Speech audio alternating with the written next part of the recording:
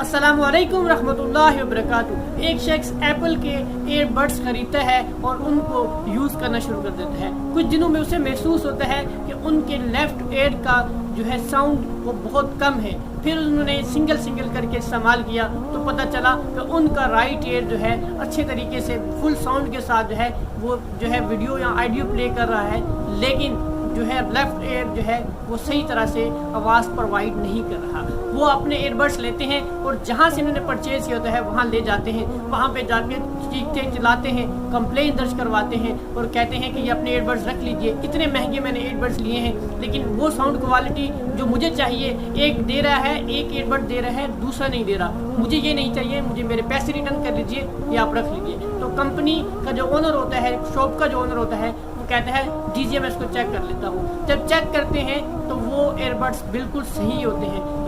Year buds میں کوئی مسئلہ نہیں ہوتا۔ دکاندار ان کو واپس کرنے سے منع کر دیتے ہیں اور وہ ایئر بڈس لے کر واپس آ جاتے ہیں۔ اب کچھ دن کے بعد وہ سوچتے ہیں کہ ایسا کیا ہوا کہ مجھے واقعی ایئر بڈس خراب ہیں یا میرے ساتھ کوئی مسئلہ ہے۔ اس پہ انہوں نے جو ہے تھوڑا سا کام کرنا شروع کیا۔ وہ کہتے ہیں کہ رات کو جب میں الارم لگا کر اپنے جو ہے رائٹ ایئر کے اوپر جو ہے کروٹ سوتا تھا تو میں جو ہے ایزیلی اٹھ جاتا تھا، کیونکہ وہ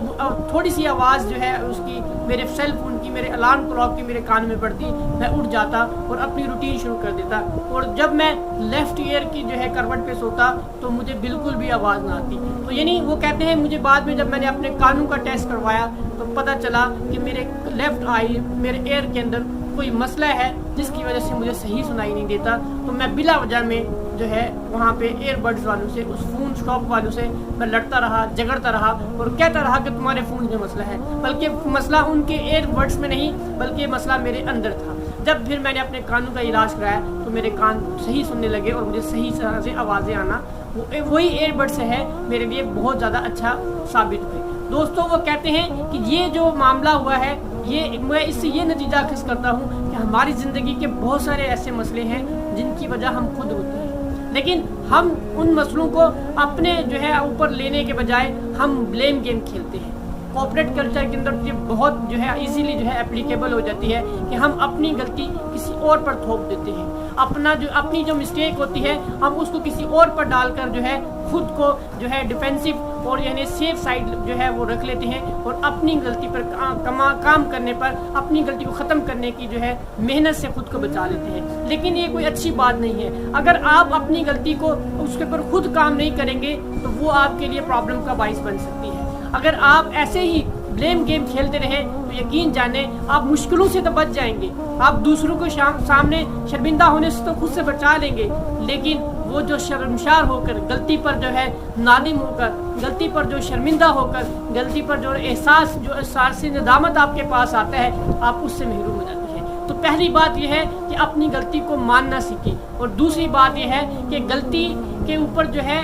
اس کو کسی دوسرے کے اوپر تھوپنے سے جو ہے گریز کریں، کیونکہ اس سے دو نقصان ہوتے ہیں۔ ایک نقصان تو یہ ہے کہ آپ اپنی غلطی کو پہچان سے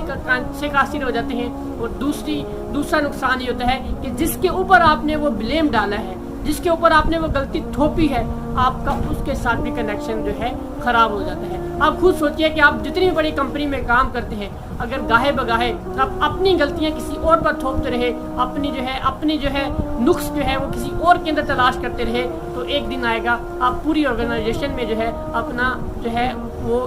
کردار، اپنا کنیکشن، اپنی جو ہے کنیکٹیوٹی خراب کر لیں گے اور آپ جو ہے آئسولیٹ ہو کر رہ جائیں گے۔ تو آپ ایسا نہیں چاہتے۔ تو اس کا ایک آسان حل ہے کہ اپنی غلطی کو مان لیجئے اور اس پہ کام کیجئے۔ کام نہیں کریں گے تو غلطی بڑھ جاتی ہے۔ اس کی ایگزامپل آپ یہ سمجھیے کہ دو شخص جنگل سے جا رہے ہوتے ہیں، ایک ہوتا ہے استاد اور ایک ہوتا ہے شاگرد۔ استاد کہتا ہے بیٹا اس پودے کو نکالیے، چھوٹا سا پودا تھا جو بہت زیادہ زمین میں ابھی جو ہے جس کی جڑیں پکی نہیں ہوئی تھی، اس نے 1 سیکنڈ میں نکالا، 1 سیکنڈ لگایا، اس پودے کو اکھیڑ کے پھینک دیا۔ تھوڑی سی اور آگے جاتے ہیں، تھوڑا سا اور جاندار پودا، تھوڑا سا بڑا پودا تھا، استاد نے کہا اس کو نکالیے، وہ ایک دم جو ہے اس کو بھی نکال لیتے ہیں۔ تیسرا تھوڑی اور آگے جاتے ہیں تو استاد کہتے ہیں اب اس پودے کو مجھے نکال کے بتاؤ، وہ ایک تنا آور درخت تھا، بہت مضبوط ہو چکا تھا زمین کے اندر، اس شخص نے، اس کے طالب علم نے، اس شاگرد نے جیسے اس کو نکالنے کی کوشش کی تو وہ نہیں نکل سکا، کیونکہ اب وہ اپنی زمین کے اندر جڑیں پکی کر چکا تھا، مضبوط ہو چکا تھا، زمین کے ساتھ ایک اسٹرانگ بانڈنگ بنا چکا تھا۔ یہی معاملہ آپ کا اپنی غلطیوں کے ساتھ بھی ہوتا ہے۔ اگر شروع میں آپ اس کو ٹیکل نہیں کرتے،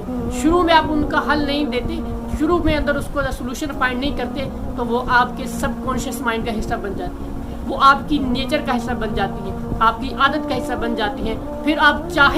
چاہتے ہوئے بھی اس کو حل نہیں کر پا رہے ہوتے۔ ہاں، حل پھر بھی مل جاتا ہے، لیکن اس کے لیے آپ کو زیادہ پرائس پے کرنا پڑتا ہے، زیادہ اسٹرگل کرنی پڑتی ہے، زیادہ ایفرٹس کرنی پڑتی ہیں۔ تو ان تمام ایفرٹ سے، ان تمام ایکسٹرا ایفرٹ سے بچنے کا ایک حل یہ ہے کہ آپ اپنی غلطی کو انیشیل لیول پر ہی پکڑیے اور اس کو حل کر لیجئے، اور اس کو بلیم گیم دوسروں پر تھوپنے سے گریز کیجیے۔